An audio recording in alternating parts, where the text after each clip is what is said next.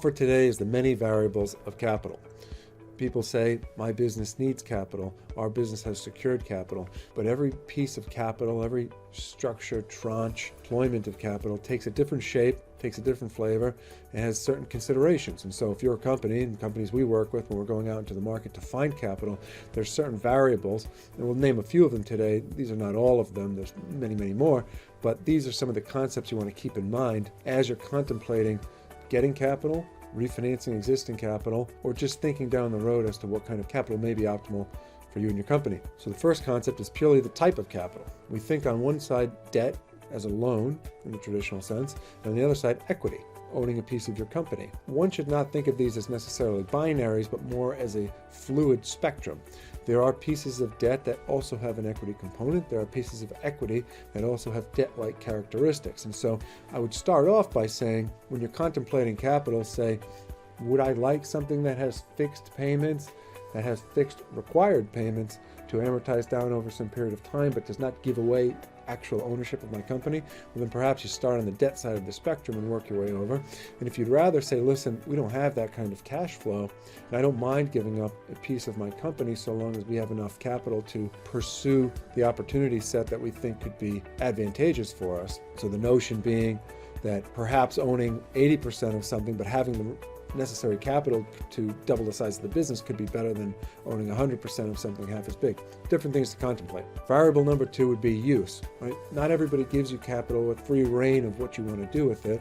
You have to take into consideration, and usually it has to be discussed and agreed upon as to what the capital will be used for. You'll hear a lot of the phrasing sources and uses. So the source being the provider of capital, the use being what you use it for. And different capital providers and different pieces of capital or types of capital will necessitate that the use be within a certain described notion, whether that's equipment, acquisitions, hiring, marketing, growth, or many other paths. The next is duration. Capital is typically not provided with the idea of a perpetual time period in which you will keep that capital. And you say, look, a loan usually has a defined 3, 5, 7-year time period. Equity may not. However, I will say, equity that does not have a defined time period does not mean that it has no time period. If someone's giving you equity in a business, the return, or they call an IRR, the return percentage on that investment, part of the consideration is how long they expect that equity to be part of the company before it's monetized, right? Before the company is either sold again or further refinanced. And so when you're having discussions with capital, even if it doesn't have a clearly defined time amortization period like a traditional loan would have, if it's more equity based, you still need to ask, what is the expectation of liquidity on this equity? Because you'll see, if someone owns, even if they own a minority share of your company, the pressure starts to mount as you near those timelines in which they're looking for or expected their liquidity. Next, think of collateral and guarantees. If people are providing capital, even if it's more on the equity side of the spectrum, there's still going to be expectations of what their money represents. If they buy a company that has heavy machinery, oftentimes a loan is going to be collateralized. These are the things that they can take and monetize or liquidate should you not pay the capital back. And the same thing goes in the spectrum from pure debt to structured debt to preferred equity. There is oftentimes a collateral piece of that.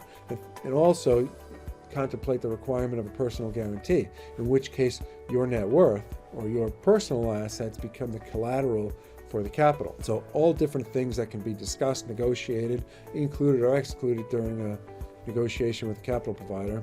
Something we work with our clients every day to optimize. Right? There's certain situations you're not going to avoid certain collateral being incorporated, but there are others where it can be more specifically defined, more narrowly defined, keep certain things out of it, all part of the negotiating process. And the final thing I want to talk about in this particular video about capital is who is it coming from? The counterparty.